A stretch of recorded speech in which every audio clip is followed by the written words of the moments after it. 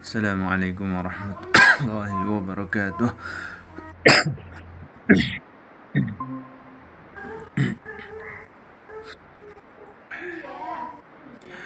Alhamdulillah, alhamdulillahi hamdan katsiran tayyiban mubarakan fih kama yuhibbu rabbuna wa yardah. Asyhadu an la ilaha illallah wahdahu la syarika lah wa asyhadu anna Muhammadan abduhu wa rasuluh. Subhanaka la ilma lana illa ma 'allamtana wa 'allimna ma yanfa'una wanfa'na bima 'allamtana wa zidna ilman wa fahma. Amin ya rabbal alamin. هذا لقاؤنا الخامس في قراءة كتاب الأصول من علم الأصول في علم أصول الفقه.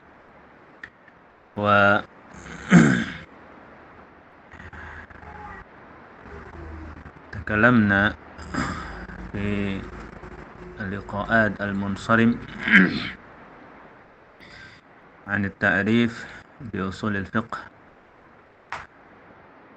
تركيبا إضافيا وكذلك تعريفه لقبا على فن المعين.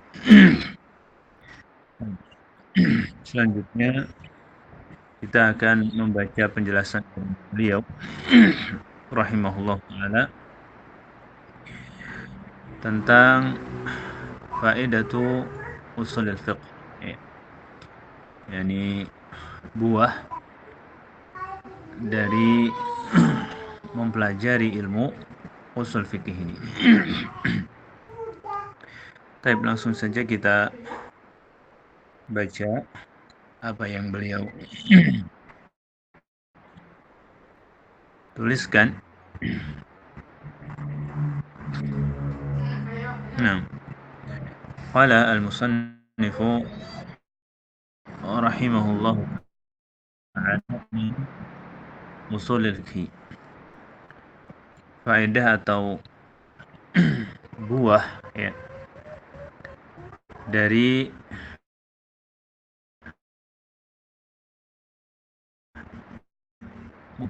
usul. Inna usul al-fiqh ilmun jalilul qadri balighu al-ahamiyati. Kata beliau, inna usul al-fiqh, ya, sungguhnya ilmu usul fikih itu ilmun jalilul qadr, yaitu ilmu yang memiliki kedudukan yang agung, ya. Balighu al-ahamiyah, ilmu yang sangat penting, ya. Ghaziru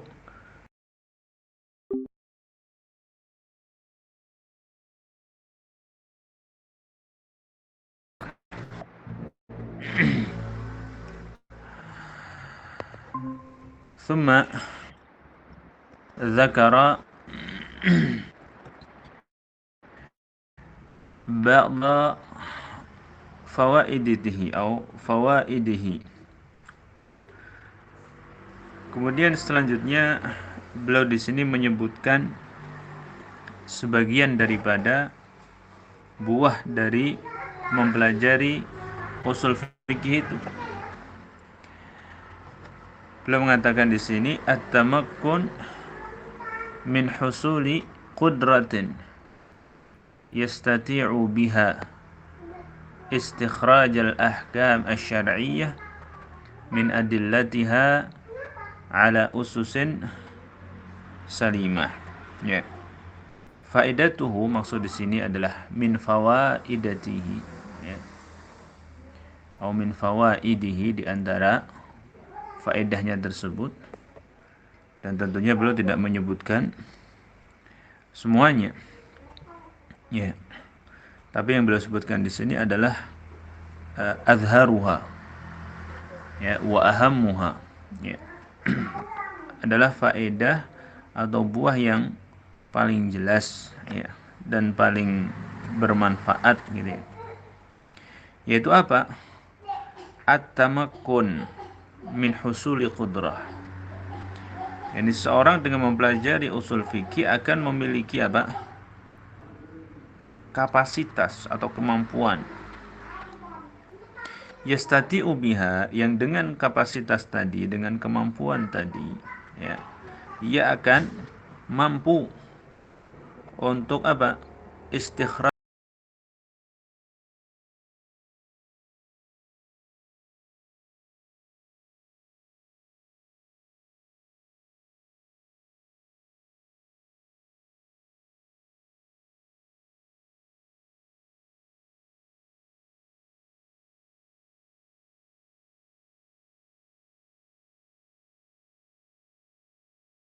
di dalam istikhraj al-ahkam, dalam mengeluarkan hukum dari dalilnya itu, ya, ada manahijnya, ya, ada metode-metodenya, ada aturan-aturannya, ya.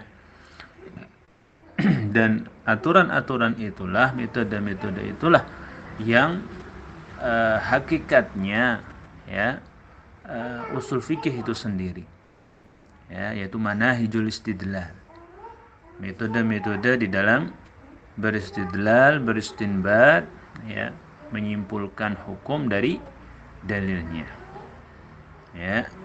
Faedah itu adalah di antara faedah terbesarnya, ya, di antara faedah terbesarnya ini seorang ketika benar-benar serius dalam mendalami ilmu ini, ya, kemudian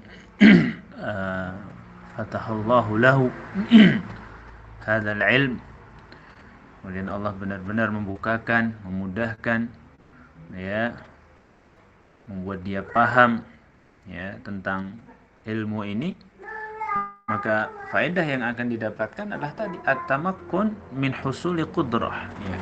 Dia akan memiliki kemampuan, suatu kapasitas yang dengan kemampuan itu yastati'u biha istikhrajal ahkam asy-syar'iyyah min adillatiha, ya, ala ususin salimah.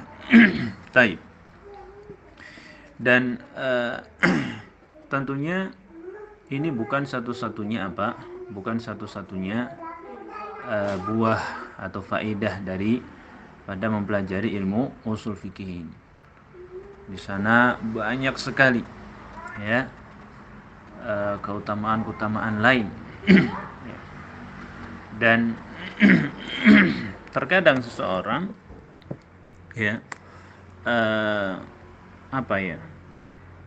Bukan pesimis ya, tapi ya realistis gitu mungkin ya. Wah, kalau saya kayaknya jauh gitu ya untuk bisa sampai kepada derajat itu. Ini derajat ijtihad, derajatnya mujtahid yang bisa menyimpulkan hukum itu. Ya, rasa-rasanya jauh, ya. Bukan pesimis tapi realistis gitu, ya.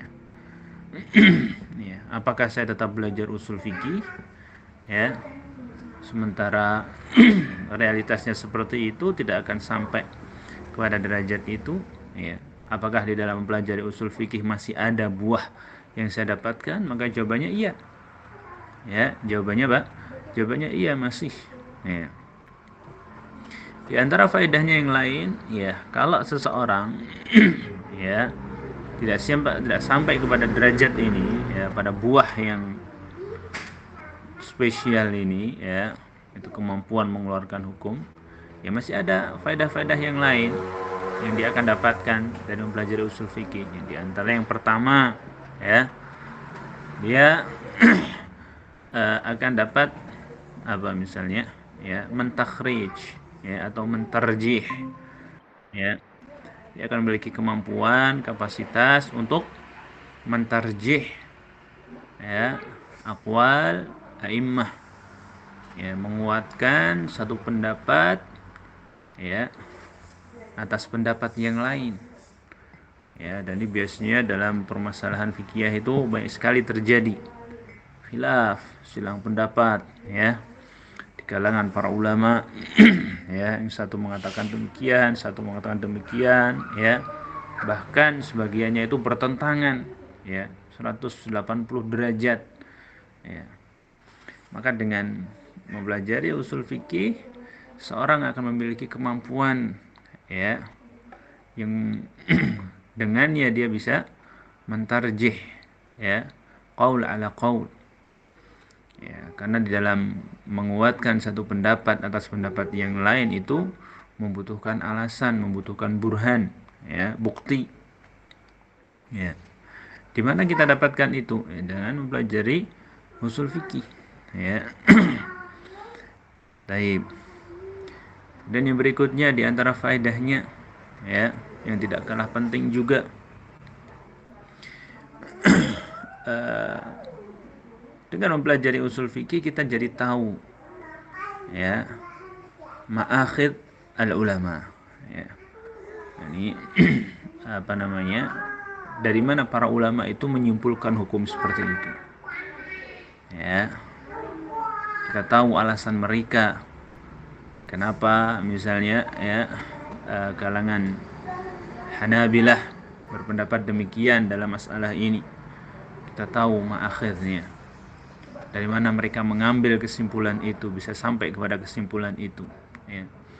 Begitu juga kita tahu kenapa Malikiyah berpendapat yang selainnya ya. Kita mengetahui ma'akhidnya. Sehingga kita benar-benar yakin dan percaya gitu dengan apa yang dituliskan oleh para ulama di kitab-kitab mereka itu, bahwasanya itu semuanya berdasarkan qawaid-qawaid, kaidah-kaidah, manahij ya, metode-metode dalam istinbat, bukan ngawur, bukan mereka simpulkan sesuai dengan hawa nafsu mereka saja, enggak ya.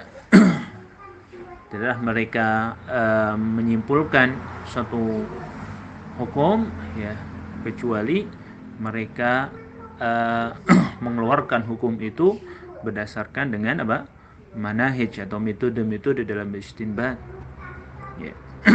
Sehingga kita merasa tenang ya sebagai talibul ilm ya, di dalam mempelajari matan-matan kitab mereka fikhiyah ya. Kita percaya kepada mereka ya. Taib yang berikutnya dengan pelajari usul fikih ya, karena kita mengetahui ma'akhid para ulama dalam menyimpulkan hukum ya, kita tidak bermudah-mudahan di dalam ya menghukumi ya, atau menyatakan pendapat ini salah, pendapat itu bertentangan dengan lisihin nas ya, dan seterusnya ya. Ini tidak mungkin ya, perkataan yang seperti ini terucap ya dari mereka yang mempelajari usul fikih ya. Apalagi sampai kemudian jika itu adalah perkataan salah satu dari 4 mazhab yang ada ya. Bagaimanapun dia tidak sepakat dengan satu qaul dari salah satu mazhab ya, lisannya tidak akan pernah berani sedikit pun untuk ya mengatakan ya ucapan ini atau ya pendapat ini menentang Al-Quran, tidak berpegang dengan hadis dan seterusnya ya. Bahkan berpikir saja tidak ya. Tapi yang ada bahwasanya mereka metodenya seperti ini dan seperti ini, maka menelurkan hukum yang seperti ini ya, metode yang lainnya demikian dan demikian, maka kesimpulan hukumnya demikian ya. Begitu terus seterusnya. Dan mereka adalah para ulama yang memang memiliki kelayakan ya, kepantasan untuk berijtihad. Dan orang yang berijtihad itu kalau benar ya dapat 2 pahala, kalau salah dapat 1 pahala ya. Demikian. Inilah diantara beberapa faedah dan buah dari mempelajari ilmu usul fikih itu ya. Taib, di antara faedah yang mungkin paling minimal gitu ya dari seorang pelajari usul fikih, kaidah-kaidah di sini, minimal dia tidak akan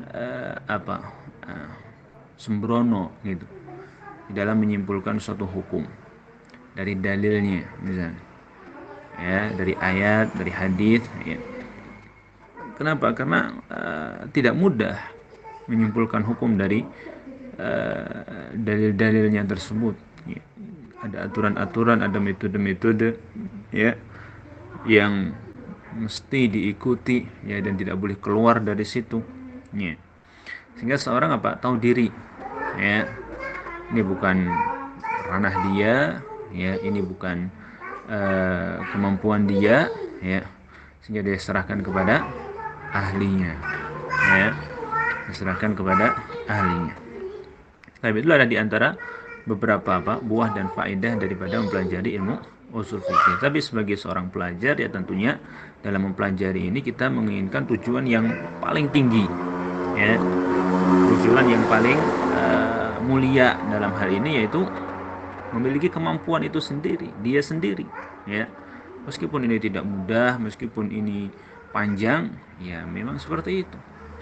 Tetapi cita-cita, ya, itu harus dia miliki untuk seperti itu, ya. Kalaupun qadarullah, ya, tidak sampai ke situ, ya minimal dia bisa mendapatkan yang lain, ya. Taib. Itu diantara faedah daripada mempelajari ilmu usul fikih. Dan juga untuk menjaga Islam itu sendiri, ya, menjaga syariat Islam ini dari permainan orang-orang yang tidak bertanggung jawab, ya. Coba bayangkan tidak ada kaidah usul fikih dalam istinbat hukum, tidak ada aturan-aturannya, tidak ada metode-metodenya yang harus diikuti, yang harus seorang tunduk kepada metode-metode itu dalam menyimpulkan hukum. Ya, semua orang akan melakukannya, ya. Yang paham, yang tidak paham, asal dia baca Al-Quran, asal dia hafal hadis, ya, dia menyimpulkannya semau dia, ya, jadinya rusak agama ini, ya, jadinya rusak agama ini, ya. Maka usul fikih pada hakikatnya itu adalah hifdzun lid-din wasyariah, ya, di antara benteng syariat, ya. Sehingga orang yang ingin berbicara tentang masalah ini, menyimpulkan hukum dalam masalah ini, dia diuji dulu dengan usul fikih ini, ya. Tahu nggak metode istinbat, ya, apa aturannya, dan seterusnya, ya.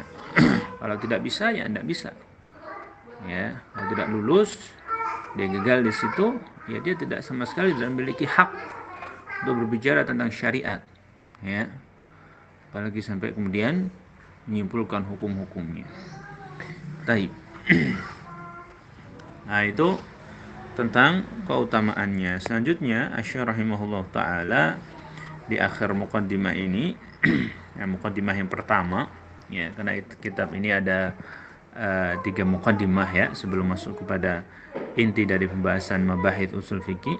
Ini muqaddimah yang pertama, bagian yang pertama, yaitu tadi tentang pengertian, ya. Kemudian selanjutnya tentang faedah, ya. Kemudian yang ketiga ini di muqaddimah yang pertama adalah tentang apa, ya? Sejarah, gitu, ya, atau sisi historis, ya, daripada ilmu usul fikih. Beliau mengatakan, wa awwalu man jama'ahu kafannin mustaqillin al-imamu asy-Syafi'i Muhammad bin Idris rahimahullahu ta'ala, ya.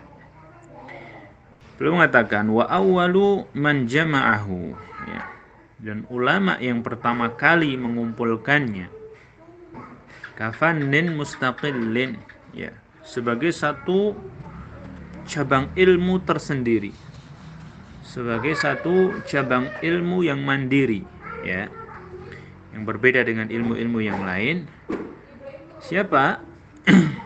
Ya, beliau adalah Al-Imamu Asy-Syafi'i Muhammad bin Idris, ya, yaitu Imam Syafi'i, ya, Muhammad ibn Idris Asy-Syafi'i Al-Qurasyi Al-Muttalibi rahimahullahu ta'ala,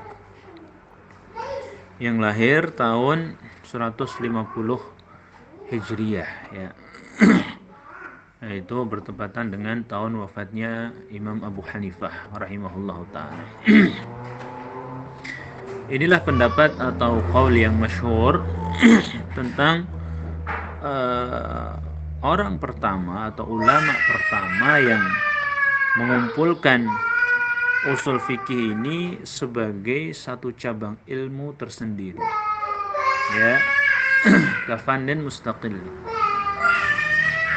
Ada pendapat lain, tetapi ini pendapat yang marjuh ya.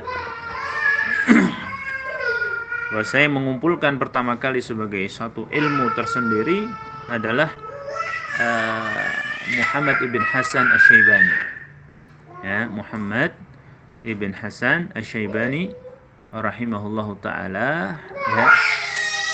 Salah satu dari dua murid ya yang paling terkenal dari Imam Abu Hanifah. Baik. Pendapat yang lain mengatakan bahwa yang pertama kali mengumpulkannya adalah Imam Abu Yusuf, Yaqub ibn Ibrahim. Ya, Imam Abu Yusuf, Yaqub ibn Ibrahim ini juga salah satu dari dua murid terkenal dari Imam Abu Hanifah. Pendapat yang ketiga, ada yang mengatakan yang pertama kali mengumpulkan sebagai satu ilmu tersendiri adalah Imam Abu Hanifah. Ala kullin, ya, yang masyhur ya dalam hal ini yaitu adalah Al-Imam Asy-Syafi'i rahimahullahu taala ya, melalui kitab beliau yang fenomenal dan sangat terkenal dalam usul, yaitu kitab Ar-Risalah ya. Kitab Ar-Risalah, di situ dalam kitab itu beliau benar-benar menyendirikan mabahith usuliyah ya dari pembahasan-pembahasan yang lain ya. Di sini yang ingin saya sampaikan ya, yang ingin kita terangkan dalam hal ini, jangan kemudian kita berpikir bahwasanya sebelum Imam Syafi'i tidak ada orang yang tahu usul fikih atau usul fikih belum ada. Ya, jangan dipahami demikian ya. Jadi pendapat yang mengatakan bahwa Imam Syafi'i rahimahullah adalah orang yang pertama kali mengumpulkan usul fikih sebagai cabang ilmu tersendiri dalam satu kitab tersendiri, ini jangan dipahami bahwasanya sebelum datangnya Imam Syafi'i rahimahullah usul fikih itu belum ada. Tidak. Usul fikih itu ada di mana fikih itu ada. Karena fikih itu lahir dari usulnya. Anak itu lahir dari ibunya. Maka di mana ada anak, maka sebelumnya harus ada ibu. Kan seperti itu. Di mana ada fikih, sebelumnya harus ada usul fikih. Dan fikih sudah ada di zaman Rasulullah SAW. Maka kita pastikan bahwasanya di zaman Rasulullah pun usul fikih juga sudah ada. Karena tidak mungkin anak datang tiba-tiba, ya. Pasti sebelumnya lahir melalui rahim ibunya. Gitu. Nah, kecuali Nabi Adam dan Nabi kecuali Nabi Adam ya. Tapi setelah itu Allah jadikan setiap anak lahir dari rahim ibunya. Begitu juga Pak usul fikih ini. Ketika kita dapati fikih sudah ada di zaman Rasulullah, maka kita pastikan bahwasanya usul fikih juga sudah ada di zaman Rasulullah. Bahkan ya usul fikih pada zaman Rasulullah, pada zaman para sahabat, pada zaman para tabi'in ya, itu usul fikih berada dalam keadaan yang terbaik. Karena usul fikih berada menyatu dengan jiwa mereka. Ya, menyatu dalam apa? Jiwa dan akal mereka. Ya, sehingga kemanapun mereka pergi usul fikih bersama mereka. Gitu. Ya, itu dalam wujud yang terbaik. Dan ini bisa kita buktikan Ya, nanti kalau kita membahas tentang mabahis usuliyah gitu ya, pembahasan usul fikih, ya akan sangat cocok sekali. Ya, bahwa usul fikih itu menunjukkan sudah ada. Ya, dan pasti ya harus ada, ya. Karena fikih sudah ada berarti usul fikih apa? Nah, lalu apa yang dimaksud dengan awaluman jama'ahu? Maksudnya orang yang pertama kali mengumpulkan adalah orang yang mengumpulkan pembahasan-pembahasan usul fikih ini dalam satu kitab tersendiri, di mana kitab itu tidak membahas selain daripada pembahasan-pembahasan usul fikih. Itu maksudnya. Ya. Adapun usul fikih itu sendiri sudah ada sebelumnya. Ya. Imam Abu Hanifah itu pakar usul fikih. Nah, meskipun beliau hidup ya di masa Imam Syafi'i belum lahir. Ya. Imam Malik pun demikian. Imam Abdullah bin Mubarak. Ya. Imam Thawri rahimahullah. Ya. Sebelumnya para sahabat Abu Bakar, Umar, Utsman. Ya. Mereka paham usul fikih tidak paham dengan pemahaman yang sangat luar biasa. Ya, menyatu dengan tabiat mereka. Sehingga mereka tidak butuh kitab tersendiri untuk mempelajari usul fikih. Itu sudah ada di jiwa mereka, dalam tabiat mereka itu. Begitu. Ya.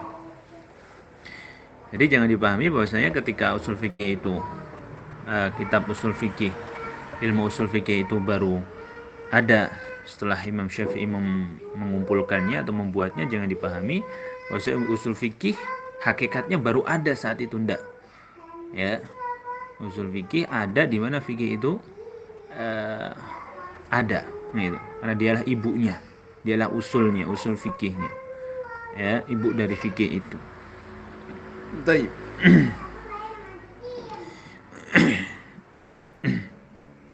Sebagai contoh misalnya ya, seperti saya berikan contohnya atau tidak ya. Ya, sebagai contoh saja lah misalnya, ya, nanti akan lewat pembahasannya. Disebutkan dalam sebuah hadis bahwasanya Rasulullah SAW itu dulu pernah memotong tangan pencuri, ya, itu pada bagian pergelangan tangannya, ya, pada pergelangan tangannya. Dan ini kaidah usuliyah di sini, ya. Nanti kita akan tahu, ya, ketika kita membahas tentang mabahith mutlak dan muqayyad, ya, tentang lafal mutlak dan lafal muqayyad, nanti di situ akan disebutkan. Ya, di antara kaidah usuliyah itu apabila lafal mutlak dan muqayyad itu berbeda dalam hukumnya, maka tidak perlu yang mutlak itu dibawa kepada yang muqayyad. Biarkan yang mutlak itu tetap mutlak sesuai dengan petunjuknya. Ya. Ini adalah kaidah usuliyahnya. Pelajari di situ. Dan Rasulullah sudah mempraktekannya. Ketika memotong tangan seorang pencuri, Rasulullah memotongnya di pergelangan tangannya. Ya, tidak sampai siku, tidak. Ya, ini kaidah usuliyah nanti akan dipelajari. Begitu juga misalnya para sahabat, ya. Mereka benar-benar paham dan mengetahui tentang kaidah-kaidah usuliyah ini. Yaitu misalnya di perang Badar misalnya, ya. Di perang Badar, ya. Yaitu ketika Rasulullah SAW sampai di Badar, gitu ya. Kemudian beliau menyuruh salah seorang sahabatnya untuk berkemah di suatu tempat di daerah Badar, ya, ini sebagai markas mereka di situ.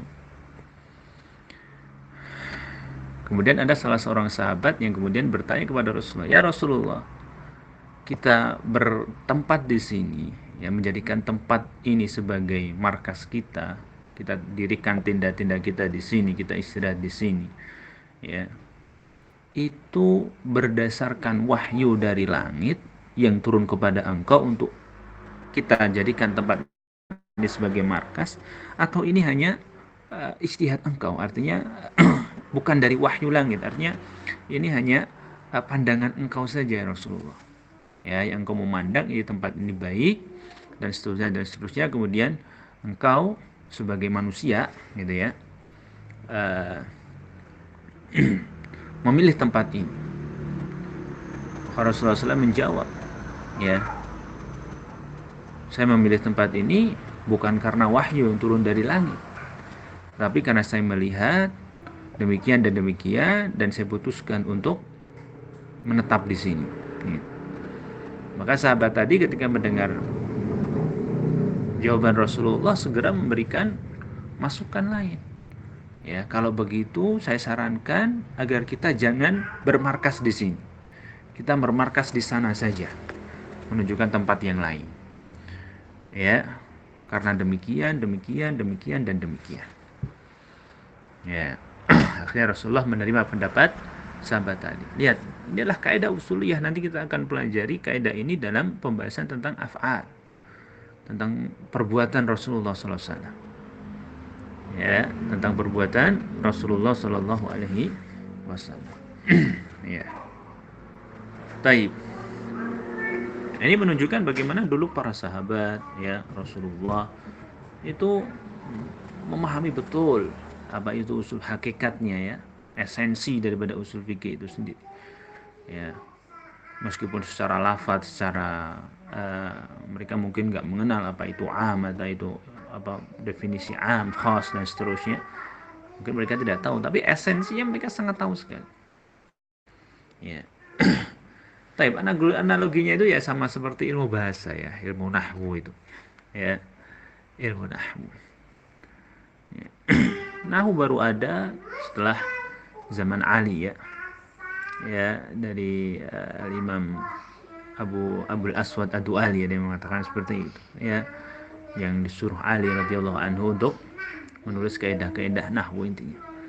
Apakah, pertanyaannya, apakah sebelumnya orang-orang sebelum itu, sebelum Ali menyuruh Abul Aswad Ad-Du'ali radhiyallahu anhu, ya, menulis kaidah-kaidah nahwu, orang-orang tidak tahu tentang nahwu, bahwasanya kalam itu kalau tidak huruf, ya, atau kalau tidak isim huruf, ya, fi'il, ya, mereka sudah tahu esensinya, mereka sudah tahu, dan karena itu menyatu dengan tabiat dan jiwa mereka, mereka tidak butuh kaidah-kaidah itu, tidak butuh ditulis, dibukukan.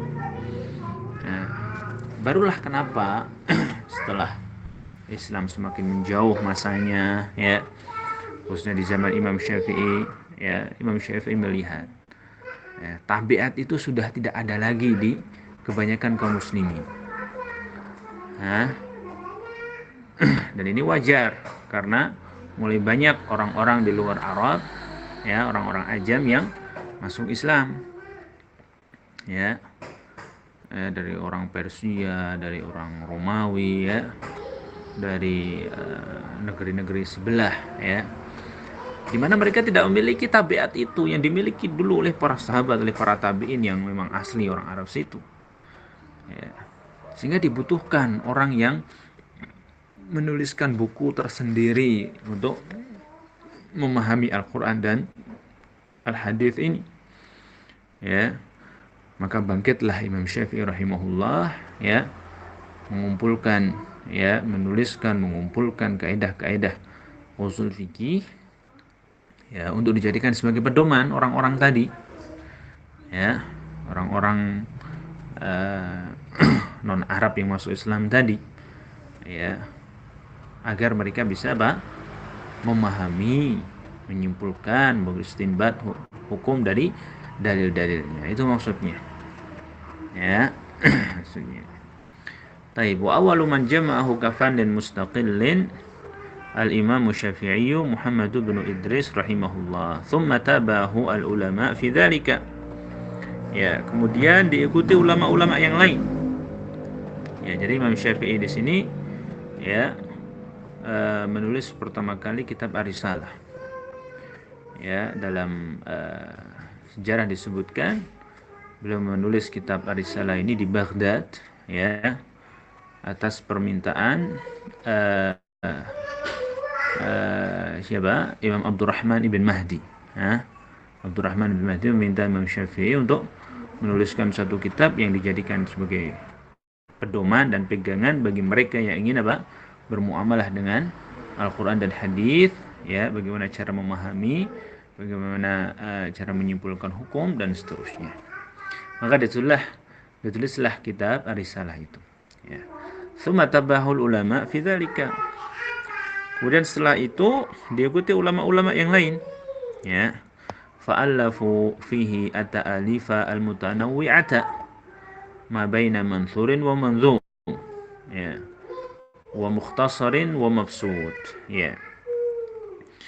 Fa'allafu, ya, maka mereka para ulama yang mengikuti jejak Asy-Syafi'i tadi menulis, ya,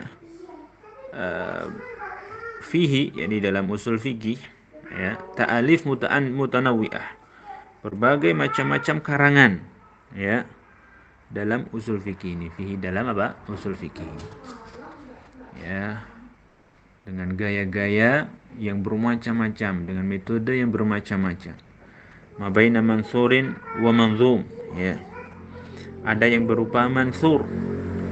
Mansur ini tulisan deskriptif, ya. Seperti kitab Usul min Ilmi Usul ini namanya mansur, ya. Ini tulisan yang berparagraf-paragraf seperti ini. Wa manzum, ya. Manzum itu dalam bentuk syair, ya, bait-bait syair. Ini lawan dari mansur, ya. Wa mukhtasar, ada yang dalam bentuk ringkasan, ya, seperti kitab Usul min Ilmi Usul ini, kitab Al-Waraqat misalnya, ya, kitab Jam'ul Jawami misalnya, ya, dan seterusnya. Wa mabsut, ya, mabsut yaitu dalam penjelasan yang panjang, mutawwal, seperti kitab Bahrul Muhit misalnya, ya, kitab Al-Burhan dari Imam Juwaini, Bahrul Muhit li Az-Zarkashi, Ihkamul Ahkam lil Amidi, ya, Al-Mustasfa li Al-Ghazali, Al-Mahsul Al-Razi, ya, dan kitab-kitab usul yang lainnya, ya, yang mutawwal, ya. Hatta sara fanan mustaqillan lahu kayanuhu wa mumayyizatuhu, ya. Sehingga ilmu ini benar-benar menjadi ilmu yang tersendiri, ya, lahu kayanuhu, yang memiliki hakikat, ya, dan mumayyiza, ya, ciri khas tersendiri, ya, sebagaimana yang kita dapati hari ini, ya. Sudah menjadi cabang ilmu tersendiri yang berbeda dengan ilmu-ilmu yang lain.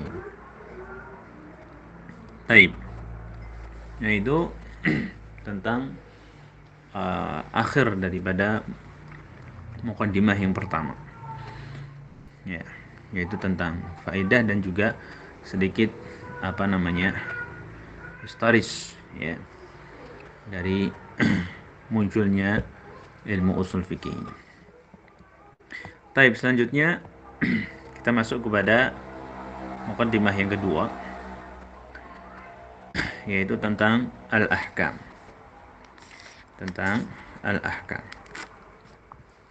Baik, sebelum kita lanjutkan, mungkin ada yang mau ditanyakan. Saya persilahkan.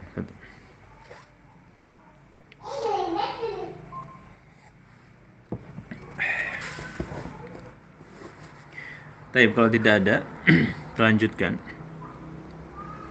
Al-ahkam, ya, pembahasan tentang hukum-hukum.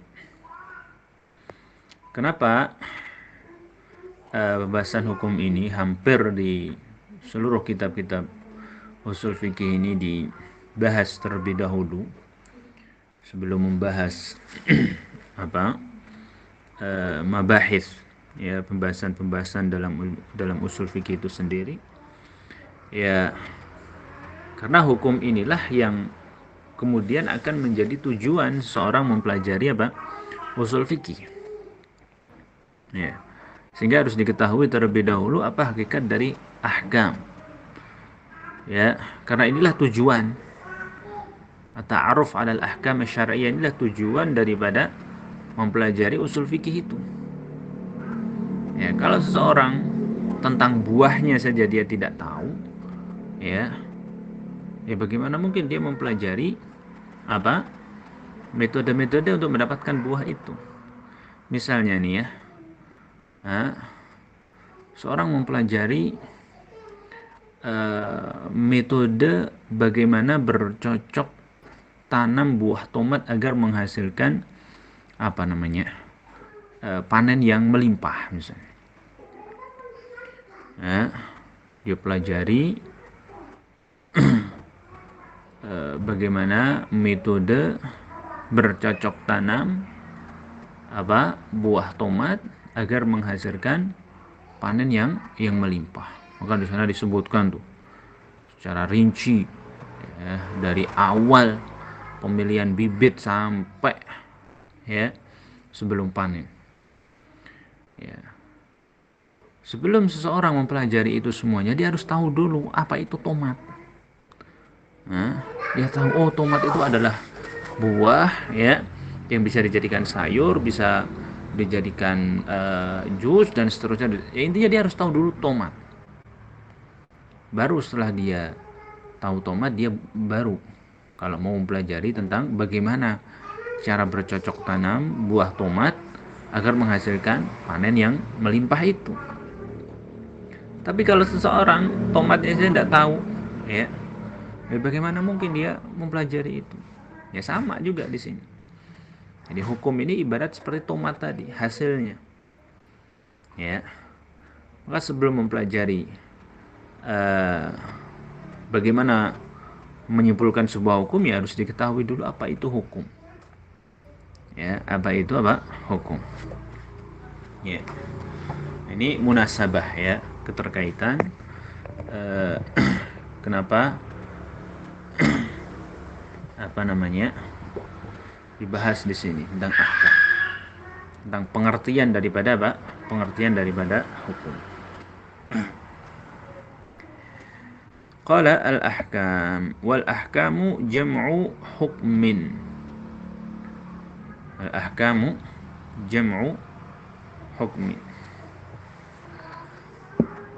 Jadi kata ahkam itu adalah bentuk jamak, ya, dari kata mufrad yaitu hukum.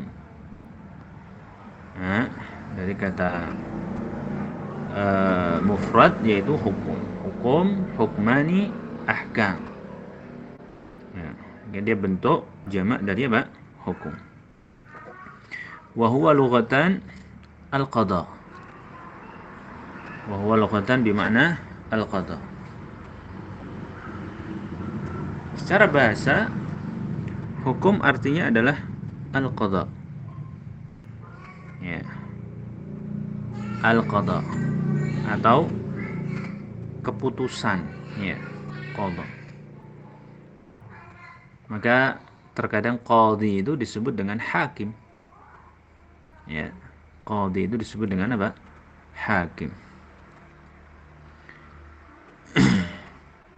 Dan di antara makna hukum secara bahasa lain yang tidak disebutkan di sini yaitu adalah al-man'u. Al-man'u.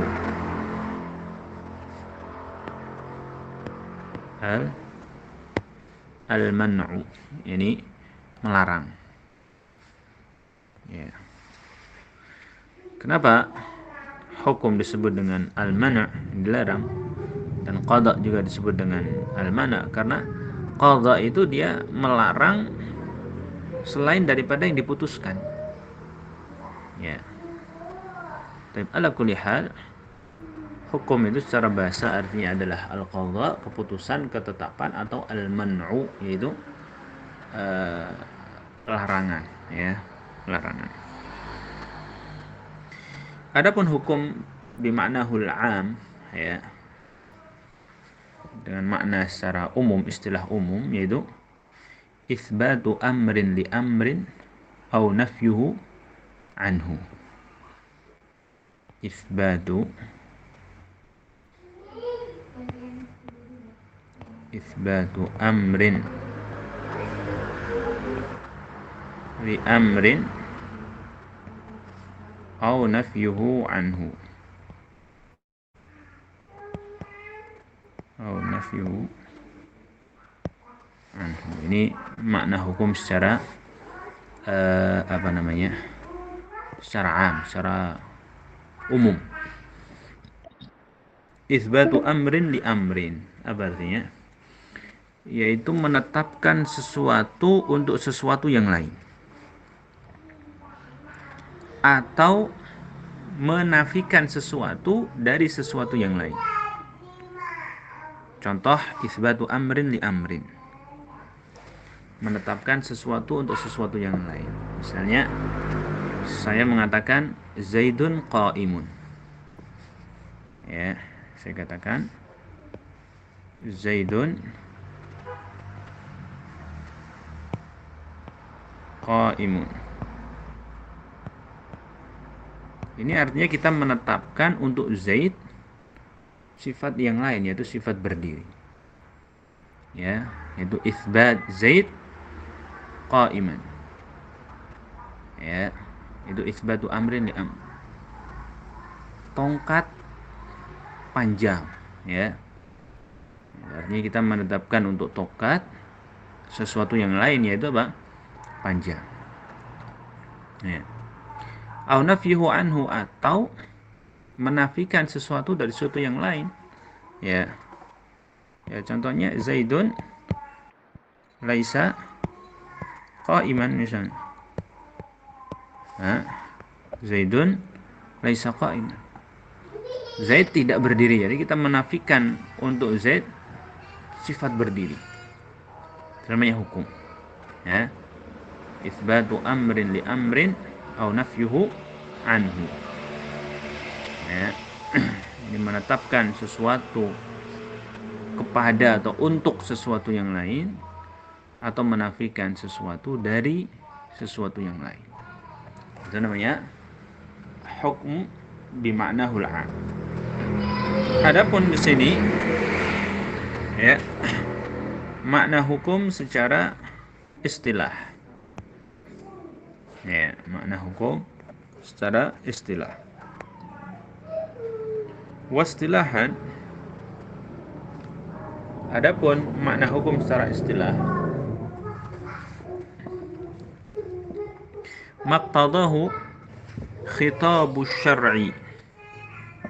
Maqtadahu khitabu syar'i al-muta'alliqu bi af'alil mukallafina min talabin aw takhirin aw wada'. Ya, min takhirin aw wad'in aw min talabin aw takhirin aw wada'. Maqtadahu khitabu syar'i, sesuatu yang ditetapkan oleh seruan syariat, al-muta'alliqu bi af'alil mukallafin, yang berhubungan dengan perbuatan orang yang dibebani dengan syariat. Min talabin, berupa tuntutan, au takhirin, atau pilihan, au wada', atau peletakan tanda atau berupa informasi. Baik. Agar kita lebih memahami, jangan diperhatikan di sini tentang pengertian dari hukum secara istilah. Ya. Tadi dikatakan ma iqtadahu,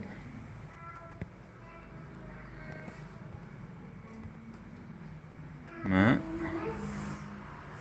iqtadahu khitabu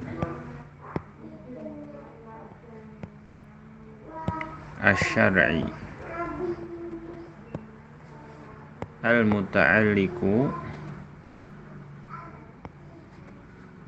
bi af'alil mukallafin.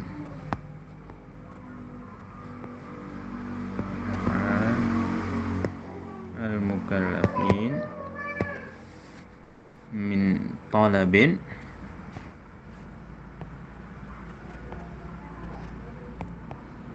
au takhirin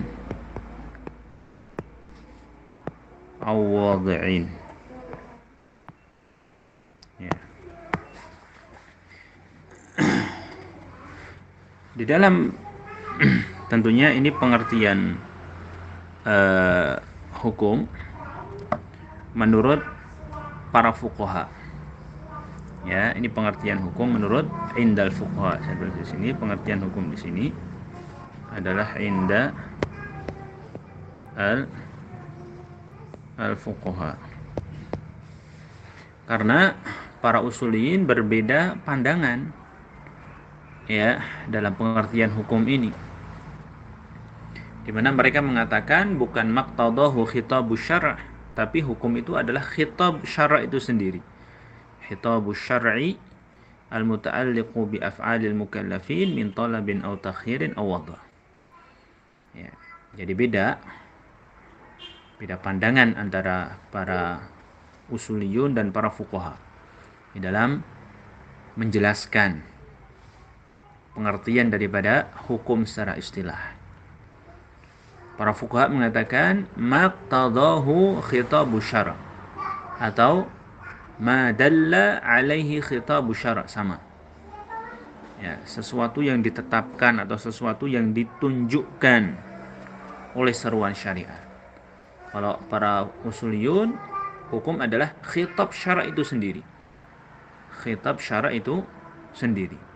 Bukan sesuatu yang ditunjukkan, tetapi khitab syara' itu sendiri. Itulah hukum yang berkaitan dengan af'al mukallaf. Baik. Pertama adalah maqtadahu khitabus syara', sesuatu yang ditunjukkan oleh khitab syara'. Perlu antum ketahui apa itu makna khitab. Khitab itu adalah al-kalam alladhi wujjiha ilal mukhatab. Khitab itu adalah sebuah ucapan yang disampaikan untuk disampaikan kepada orang yang diajak bicara. Itu namanya khitab. Ya. Khitab itulah ucapan yang disampaikan untuk pihak lain atau mukhatab, orang yang diajak bicara. Ya. Maka dia bentuknya adalah ucapan. Ya, ucapan yang diucapkan oleh orang oleh si pengucap. Yang dia tujukan ucapan itu untuk pihak yang lain. Itu namanya khitab. Sekarang di sini khitab diidhafahkan kepada syara'. Khitabus syara'. Maka khitabus syara' di sini berarti apa? Khitab syara' di sini berarti bentuknya adalah Al-Qur'an dan Al-Hadis. Ya, Al-Qur'an wa As-Sunnah. Ya, itulah khitabus syara'. Ya. Karena dia adalah khitabnya syariat. Itu ucapan yang ditujukan untuk pihak yang lain. Ya. Taib. Maqtadahu khitabus syara'. Berarti di sini ada khitabus syara'. Di sini ada khitabus syara' sebagai gambaran. Ada khitabu asyara'. Khitabus syara' ini menunjukkan sesuatu. Ya, menunjukkan sesuatu. Ya, apa di sini makna ya? Berarti menunjukkan makna. Ya. Maka makna inilah yang disebut dengan hukum, sesuatu yang ditunjukkan, sesuatu yang ditetapkan oleh khitab syara', inilah hukum. Ya. Baik, jadi maksud dari maqtadahu khitabus syara' itu maksudnya ini. Jadi di sini ada khitabus syara', dia menetapkan sesuatu. Menetapkan apa? Sesuatu. Jadi ma di sini adalah makna di sini. Ya, makna di sini adalah ma ini. Nah, ma di sini adalah apa? Nah ini. Baik. Maqtadahu khitabus syar'i al-muta'alliqu bi af'alil mukallafin. Al-muta'alliqu di sini adalah sifat, ya. Al-muta'alliq bi af'al mukallafin di sini adalah sifat untuk khitab syara' ini. Ya. Ya. Tinggal 5 menit ya. Oh, iya. Taib, jazakumullah khair. Jadi al-muta'alliqu bi af'al mu'aghallafin inilah sifat dari apa? Sifat dari khitab syara'. Berarti khitab syara' itu terkadang ada yang berkaitan dengan af'al mukallafin, terkadang ada berkaitan dengan selain itu. Ya, maka jawabannya benar. Jadi khitab syara', ya. Khitab asy-syar'i terkadang itu ada yang muta'alliq bi af'alil mukallafin, bi af'ali al mukallafin, terkadang ada yang muta'alliq berkaitan dengan apa? Zawatul makhluk, zawatu al-makhluqin, yaitu bentuk dari makhluk seperti gunung, ya, bagaimana lautan itu, bagaimana pepohonan dan seterusnya. Ini zawatul makhluk, ya. Waja'al, ya, apa ya contohnya itu? Seperti bagaimana penciptaan manusia ini berkaitan dengan zawatul makhluk. Wa khalaqal janna min marijim min nar. Ini berkaitan dengan zawatul makhluk, ini penciptaan makhluk. Ada yang berkaitan dengan muta'alliq bi zatillah misalnya. Nah, bi zati Allah, dengan zatnya Allah. Misalnya seperti firman Allah Ta'ala Ar-Rahmanu 'alal 'arsy istawa. Ya. Yadullahi fawqa aydihim misalnya. Ini adalah khitab syara' yang berkaitan dengan zat Allah. Zawatnya apa? Ya, zatnya Allah. Terkadang ada yang berkaitan dengan zawatul makhluqin. Dan terkadang ada yang berkaitan dengan af'alul mukallafin.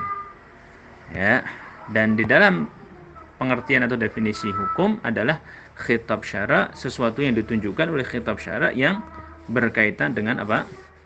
Af'al al-mukallafin, yang berkaitan dengan af'al mukallafin. Ya, taib ayol ikhwah, nampaknya waktu kita sudah habis dan pembahasan tentang definisi dari apa namanya hukum ini perlu sedikit rinci gitu ya, agar kita bisa memahami. Insyaallah kita tunda pembahasannya pada pekan depan ya, insyaallah taala. Ya.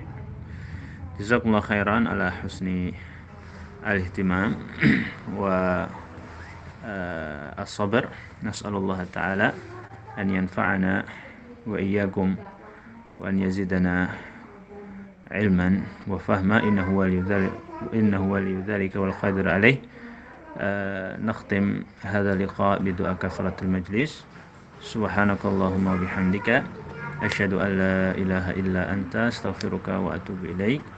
ثم السلام عليكم ورحمة الله وبركاته. وعليكم السلام ورحمة الله وبركاته. جزاكم الله خيرا. وجزاكم الله خيرا. نعم. Waalaikumsalam warahmatullahi wabarakatuh. Jazakallah khairan.